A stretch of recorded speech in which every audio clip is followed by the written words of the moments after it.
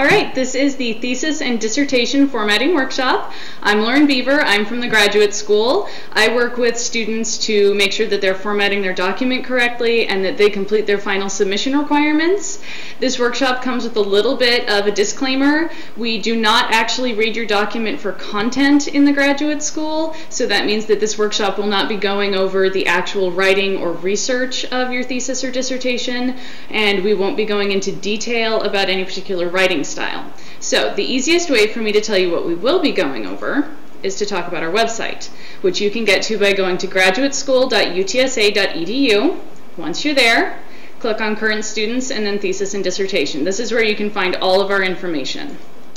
You'll be able to find submittal dates, formatting requirements, the final submission requirements, information about the electronic submission through ProQuest, requirements for doctoral candidates. If you are a doctoral candidate, there are a couple extra things you have to do, and then frequently asked questions. So we'll go over all of this today.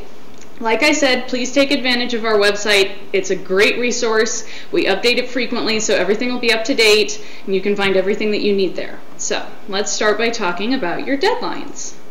There are 3 deadlines that you should be aware of.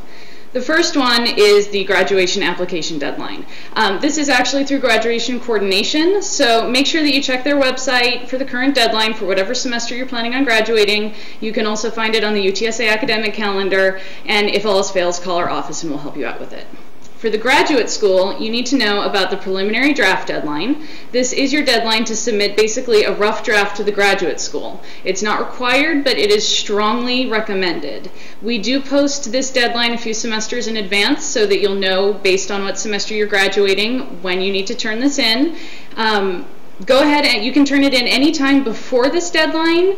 Up to the deadline, you can turn it in afterwards, but we don't recommend it. There won't be a quick turnaround for your document, but we do strongly recommend this. If you turn it in, we'll be able to catch your formatting errors early before you do your final draft. And the final draft deadline is very important. This is when you turn in your final hard copies and your electronic copy to the graduate school. It's a firm deadline. You have to have it in by 5 p.m. that day. Anything after that we can't accept. Unfortunately, we do not do extensions. Again, we post the deadlines a few semesters in advance so that you can make plans based on the semester that you're graduating. And we'll talk more about the preliminary draft and the final draft deadlines a little bit later on. So, the first thing that students ask about when they're getting ready to work on their paper is which citation or writing style do I use? Well, it varies by academic discipline, so here's a basic list of what to look for. There is the American Anthropological Association for Anthropology, APA for Psychology and Social Sciences, the Chicago Manual of Style for History and Some Humanities, CSE, formerly CBE for Biology and Other Sciences, and then the MLA Handbook for English and Some Humanities.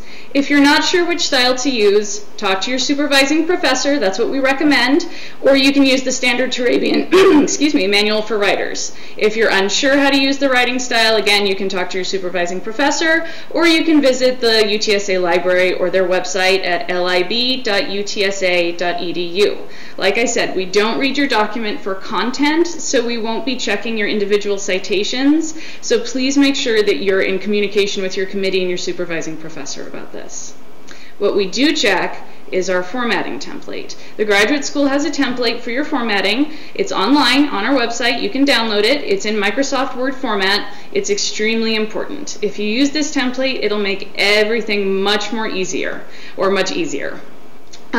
If you're not using Word, some students are using LaTeX. That's fine, you can use LaTeX. However, our mechanical rules still apply. So what that means is that if you're using LaTeX, we don't have a template for that right now, but you need to make your LaTeX document look like the Microsoft Word document. Every semester we do have students who use LaTeX, and it takes a little bit of effort, but they are able to make their document match our template. So just take that extra time and make sure that you really look closely at our template. Now, before we actually go over the template, here are a few tips and hints for your formatting. Like I said, write with the formatting requirements in mind. Use our template. That'll make everything go smoothly. It'll be really easy if you use our template. Everything's built in. Also, be consistent. Consistency is really key here. For example, if you use one chapter title with Roman numerals, label all of your chapter titles with Roman numerals. If one of your subtitles is centered, all of your subtitles should be centered. If you're consistent throughout the document, we'll probably okay it. Now, for the actual template, here's the sequence of pages that are going to appear in your document. The first one is the fly page, then signature page. Copyright and dedication are both optional. If you don't use them, just take the pages out. Then comes your title page, acknowledgments, abstract, table of contents, list of tables and list of figures if they're present in your manuscript. If not, don't include them. Then the actual body of your manuscript, so this is your actual document. Your bibliography. If you had any appendices or endnotes, they'll come right before your bibliography. And finally, your vita. So this is the order that your pages need to appear. This is the order they appear in the template.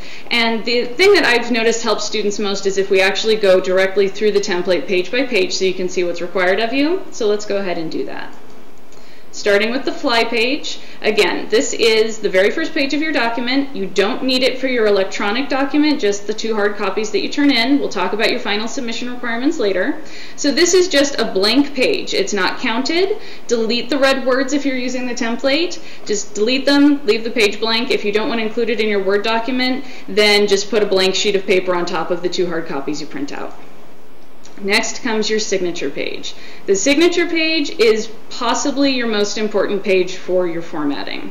The title of your thesis will be in capital letters, double-spaced, inverted pyramid format if it's more than 1 line long. After that, hit enter about 15 times and you get down to your signature block. The first line is for your supervising professor. Make sure that you put first name, last name, PhD. Don't put Dr. John Doe or Dr. John Doe, PhD. It should just be John Doe, PhD. Add a line for any additional committee members you have. If you have more than appear on our template, just add that space. Make sure their name is typewritten underneath. All signatures have to be original and in ink. We can't take duplicated signatures, so that means no emailed signatures, no copied, no faxed, no scanned signatures. They have to be original. Notice there's no page number down at the bottom, and you don't have to get the signature for the dean of the graduate school. That's a signature that we'll get for you after you turn in your final copies. Like I said, this is a really important page because if you don't format this page correctly, it can really cost you a lot of time at the end of the semester when you turn in your final copies, because if you format it incorrectly and get the signatures, we'll have to send you back to redo it and re-get the signatures. So make sure you take your time with this page. Next is copyright. This is optional. You can purchase your copyright through ProQuest, which we'll talk about. If you don't purchase a copyright, just take this page out. Same with the dedication. If you don't have a dedication, just take the page out. If you do have a dedication, then again, no page number at the bottom, single-spaced, 10 to 12 point font. You can italicize it if you want. Make sure it doesn't go over about 7 to 10 lines. Next is your title page. This is the next most important page for your formatting. Again, your title is going to be in capital letters, double-spaced, inverted pyramid format if more than 1 line long. And then you'll have by and your name followed by the last degree that you received. So not the one that you're currently working on, but the last one you received. Hit enter a few times and you'll get down to thesis or dissertation, whichever one you're working on, presented to the graduate faculty of the University of Texas at San Antonio in partial fulfillment of the requirements for the degree of, and this is where you'll enter your degree. Make sure that the name of your degree is in all capital letters and it appears as it does in the catalog. So if you're not sure, just open up one of the catalogs and check. Down at the bottom, the University of Texas at San Antonio, the name of your college, the name of your department, and then the month and year that your degree is awarded. Sometimes this will differ from the month and year that you turn in your thesis. Maybe you get it done early and you turn it in February if you're planning on graduating in spring. You won't put February and then the year, you'll put May. It's the actual month that you graduate. Acknowledgements comes next. Again, title is centered. Indent your paragraph. This is where you can express recognition and appreciation for professional assistance that you received from academic personnel, agencies, institutions, etc. Just don't go over about a page. Make sure that it's double-spaced, or if you are using 1.5 spacing, that's fine too. Down at the bottom, again, month and year that you graduate, and the important thing to notice on this page is it's the very first one with the page number. It It's in lowercase Roman numerals. The page number will depend on whether you had a copyright or a dedication, so it will either start on Roman numeral page 2, 3, or 4. No page numbers up until this point. Next comes your abstract, again your title. Then you'll put your name and the degree that you're currently working on. So this is the one that you're expecting to graduate with. University of Texas at San Antonio and the year that you graduate. Go down a line and put in your supervising professor, again, John Doe, PhD, not Dr. John Doe. Indent your paragraph, and this is a summary of your research project. Make sure that you state the purpose, your methods of research, and summarize your conclusions. Don't go over about 250 words, and don't go over about a page and a half double-spaced. Again, you're still in Roman numerals for your page numbers down at the bottom center. Here is what your table of contents should look like. Make sure that your title is up at the top in the center. Include the leader dots that connect the title of your chapter to your page number. That needs to appear on every entry except the Vita.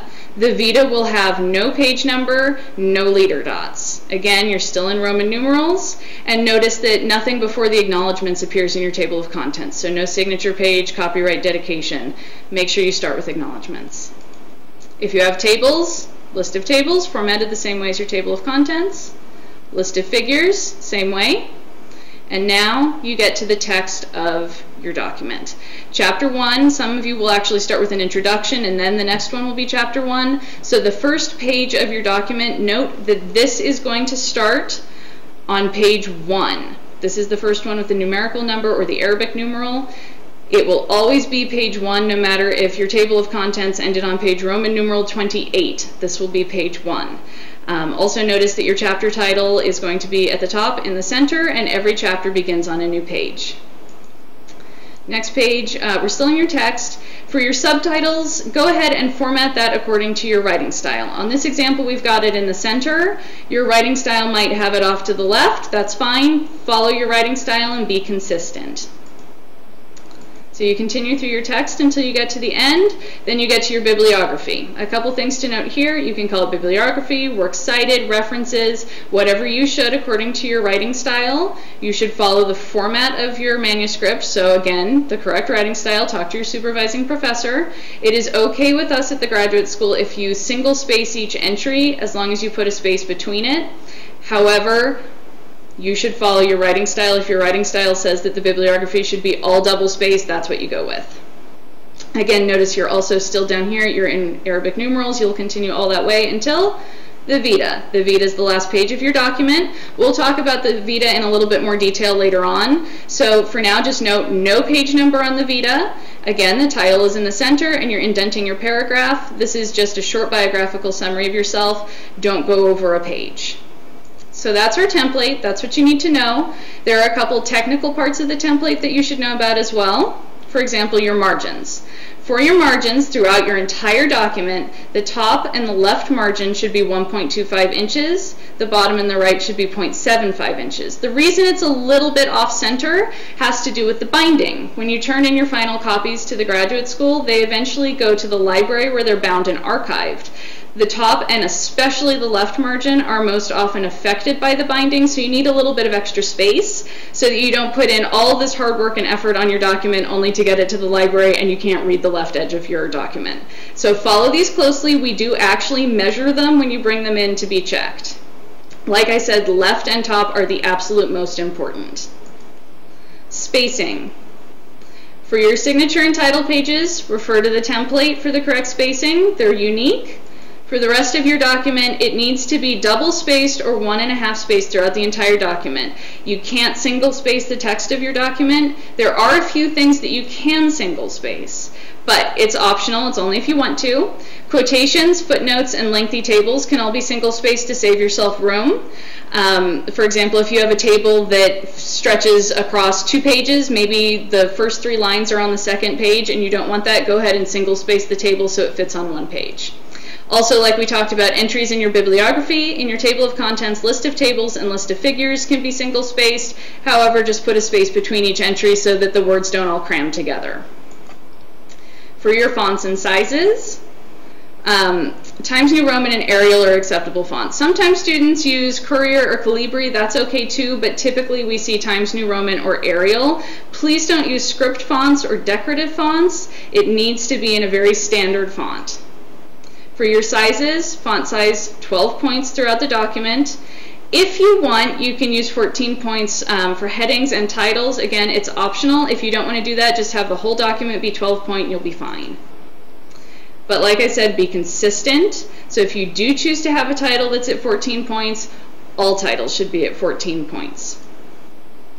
Okay, now that we've talked about the technical parts of the template and the order, pagination. This is a big question that a lot of students have. What's numbered, what's not? We talked about it a little bit when we went over the template, but it doesn't hurt to go over it again because there are some breaks where the page numbers change.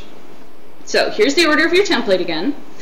As we said, fly page, signature page, copyright, dedication, title page, none of them have page numbers. You don't count the fly page or the signature page.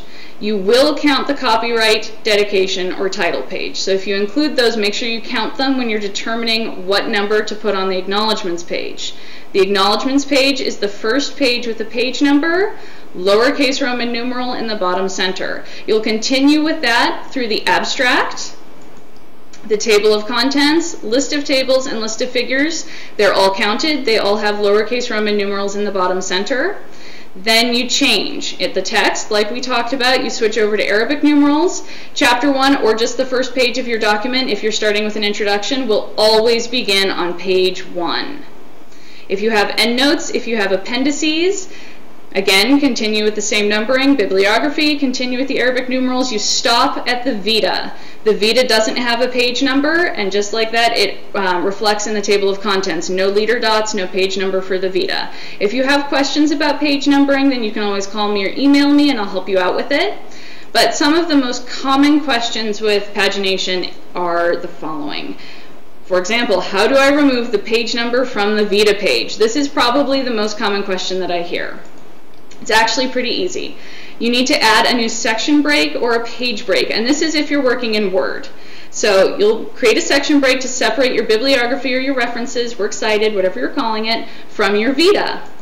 Double click on the footer. When you do that and you're down on the Vita page, if you've successfully created the section break, you should see that the footer on the Vita page has a different section number than the final page of the bibliography. For example, Vita might say section 4 and bibliography will say section 3. So once you've selected the footer, there is a link to previous button up in the menu. Disable that. Word automatically turns it on. You need to turn it off, so just click on it. What you're doing is you're unlinking your page numbers. So you've created sections in your document, and now you've told them to ignore each other. So once you do that, you can delete the page number from the Vita, and it won't affect any of your other page numbers. This is also how you'll switch from having no page numbers to Roman numerals, and then from Roman numerals to Arabic numerals, and then to remove the Vita page. If you have questions, like I said, just send me an email. I'll help you out with it. Once you do it once, it's pretty easy though. Landscape pages, though, are a little trickier. So I'm going to give you a quick overview of it because a lot of students probably won't have landscape pages. But if you do, what you need to know is that you're going to have to move the page number manually. Remember that even if you're looking at the document on the page in landscape formatting, when you print off your sheets and stack everything up to be bound, the page is actually going to be vertical. So Word automatically places your page number in this position. It sees this as the bottom center of the page when you're working in the landscape format. Well, the problem is you stack it up to be bound, and now your page number is on the side of the page. There's not really an easy way to do this, so you have to do it by hand. So create a section break, unlink the sections, remove the page number like we just talked about for the Vita, and then you're going to use a text box.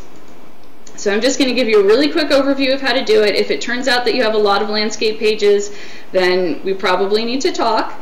But what you need to do is put in a text box, format it, make sure it doesn't have a border or any fill. You're making your box transparent.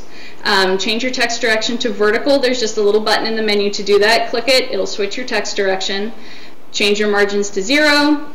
The height of the text box really doesn't matter because this is the height.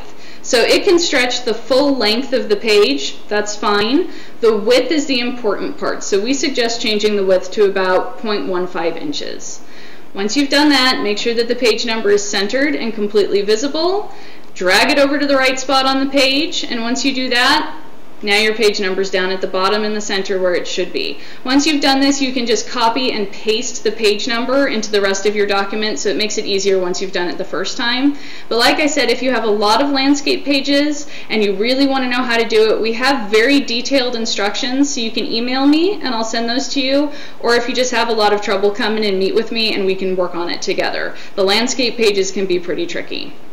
Also note that if you put in your landscape pages and then add pages to your document, you will have to go back and manually change your page number to the correct one. It won't update it automatically like the rest of your page numbers will, so just keep a really close eye on your landscape pages. Okay, now that we've talked about pagination, tables and figures. These are pretty easy, but they are two distinct items, so you have to label them differently. Here's how you do it. Tables will be numbered and labeled above, while figures are numbered and labeled below. That's all you really have to remember about those. You can put the label in the center, you can put it off to the left, whatever you want. Just put the tables above and the figures below. Also, if a table or a figure requires more than one page, the second page should be labeled Table 1 Continued or Figure 1 Continued. Put that in the appropriate spot. Your reader just needs to know that it's a continuation of the previous table or figure. And then the last page in your document is your vita. We talked about your vita a little bit earlier, but it'll be in paragraph form. Please don't include resumes or information like phone numbers, emails, addresses, etc. This is just a brief biography of yourself. I tell students to think about reading a novel and you read the biography of the author in the back. It's very brief. It usually talks about where they've come from, what their interests are. Stick to that. When we archive these in the library, 15 years down the road, your email address is probably going to change, so don't include that. Also, this is not the place to list publications. It's a biographical summary of yourself. Remember, no page number, like we talked about, no page number, leader dots in the table of contents, and it should be in third person. So here's an example of a brief but correctly formatted vita. Jane Doe is from San Antonio, Texas. She studied higher education administration and earned both a bachelor's and master's degree in education. Her future plans include attending a PhD program. This is pretty short and pretty basic, but it's correctly formatted. It's in third person, paragraphs indented. She talked about herself, and she didn't put in any personal information like emails or phone numbers that we're not supposed to have. So this is a basic example that you can follow. And this actually is part of your document that we will read, and we will read the content of it to make sure that it's in the correct point of view and everything else is formatted correctly. Okay, so now that you've gone through all of that, you should be ready for your preliminary draft. Like I said, you are strongly encouraged to submit a preliminary draft. It will save you a lot of time and a lot of stress. You do have to submit it as a hard copy to the graduate school. We don't take email attachments of the preliminary draft. The files get pretty big.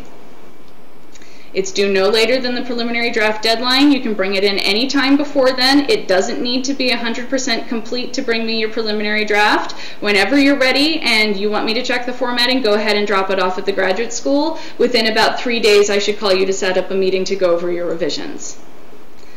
Don't print on both sides of the page, just one side of the page. I know that that takes up a lot more paper, but your preliminary draft should mimic your final draft, and final drafts can only be printed on one side of the page. But you can put it on regular printing paper. We'll talk about your final draft paper in a little bit. It is kind of expensive. Go ahead and put this one on normal copy paper. And something to note is that most students do require more than one formatting review of the final draft. It doesn't need, like I said, doesn't need to be 100% complete for you to bring it in. Especially make sure I check your signature page. I say that it takes more than one format review for most students because most of the time you'll bring it in, we'll go through your revisions, you'll get everything changed, and then you might want me to take another quick look at it before you actually print your final copies, just to make sure that everything's correct, and that way you won't have to fix anything at the very last minute. Here's a common question with the preliminary draft. What if you're out of town on the deadline and you can't bring it into the office? Well, you can mail one to us.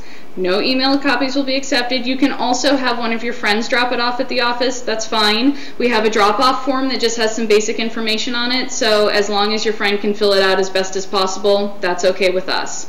Once we have it, I'll go through it, mark it up with all the revisions, and then I will scan it, and I'll send you a PDF copy with all of the corrections, as well as our mechanical check sheet, which is basically a summary of all of the revisions in your document, so that you'll be able to go through and say, okay, I have something on page 7, I have something on page 45. You won't have to flip through one page at a time. Another common question is, what if I'm defending before the preliminary due date and collecting signatures for the signature page? This happens pretty frequently. Make sure, we do strongly recommend that you bring in at least your signature page for review. Like I said, this one can really hold you up at the end if you didn't format it correctly. Because if you have it formatted incorrectly and you get those signatures and it's wrong, I can't accept it, which means that we'll have to send you back to reformat it and get those signatures again, and that can get difficult at the end of the semester as students and faculty start to leave campus for the summer or for Christmas break, whatever is coming up. Here are a couple things to remember. We've already talked about the signature page, but do not use titles such as Dr. John Doe. It needs to be John Doe, PhD. Please also don't say Dr. John Doe, PhD. John Doe, PhD is fine. Review our template. If you follow our template, it makes everything easy. And this is important. Make sure your signature page is on the same 100% cotton paper as your document. So, what paper is that? Paper for your final copies. If your signature page isn't on this paper, we can't accept it. If it's on regular printing paper or copy paper, we can't take it. It needs to be on this paper, just like the rest of your document. So it'll be labeled as plain white. Bright white or stark white is okay. Some companies label it that way. 100% cotton, acid-free, paper weights of 20 pounds or 24 pounds. And then I say don't go below 20 pounds, but don't go above 32. We don't recommend 32, but we will accept it. Sometimes, especially towards the end of the semester, it can be difficult to find 20 or 24 pound paper, especially if you're shopping at the bookstore here on campus. However, a lot of students are able to find 32 pound. You can use that, we'll accept it. Just remember it's a little bit thicker and it is more expensive. But if that's all you can find, that's okay. Don't go above 32, don't go below 20. On our website, we do have a list of places where you can purchase this paper. We update it. We try and keep track of who still has it in stock. It has a list of addresses and phone numbers, so you don't have to drive all over San Antonio trying to find this paper. You can call ahead and make sure that they have it in stock.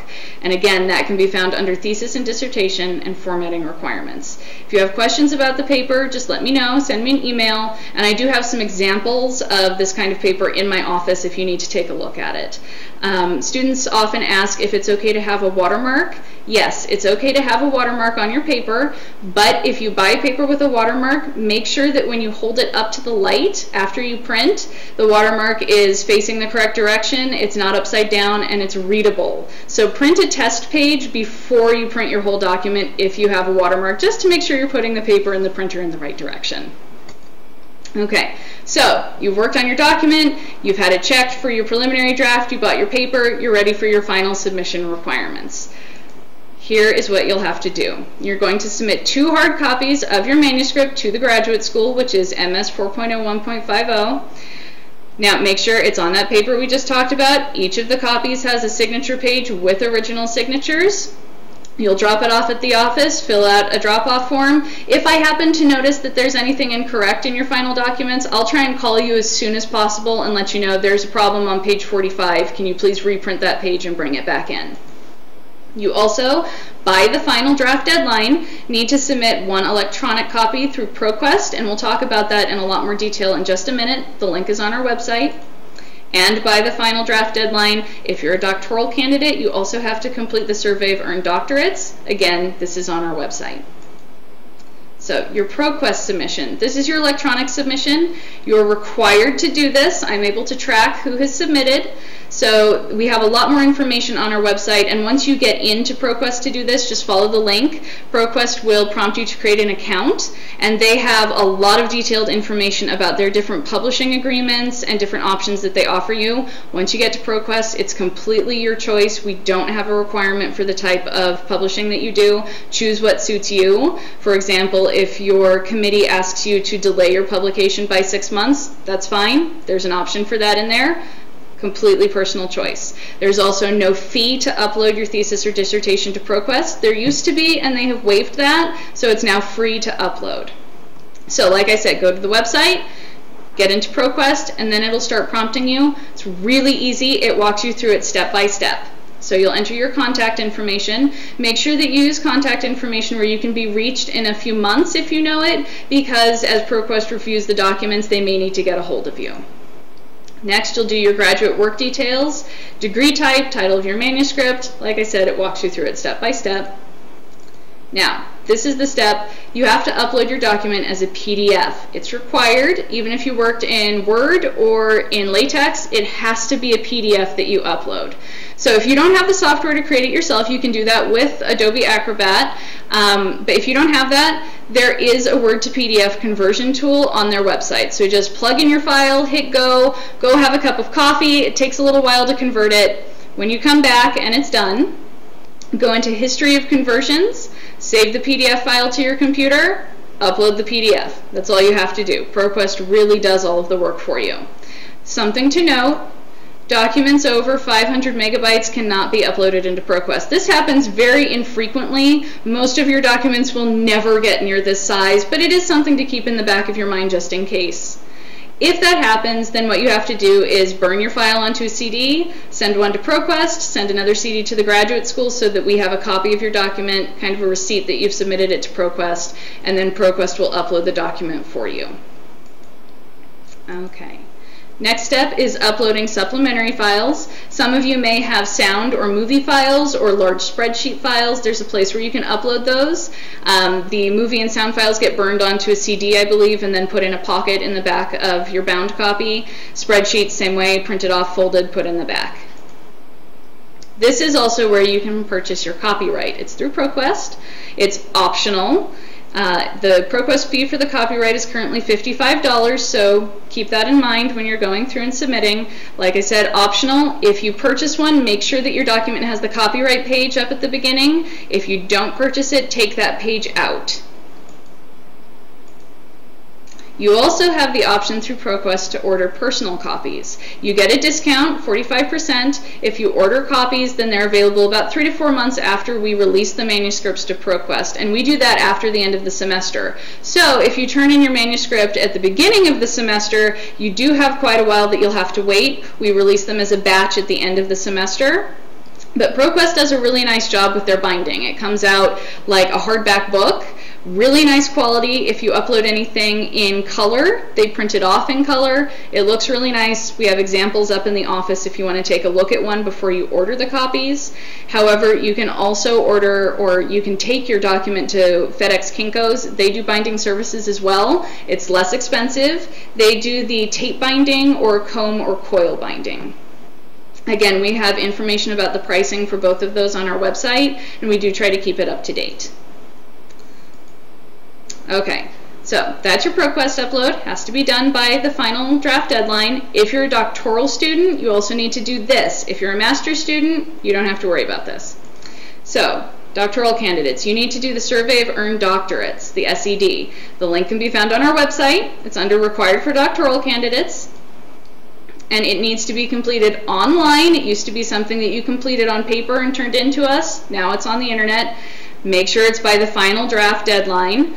I can track who has or who has not completed the online survey. However, especially towards the end of the semester as they're getting busy, sometimes it takes a little while for them to update their list of students who have completed this.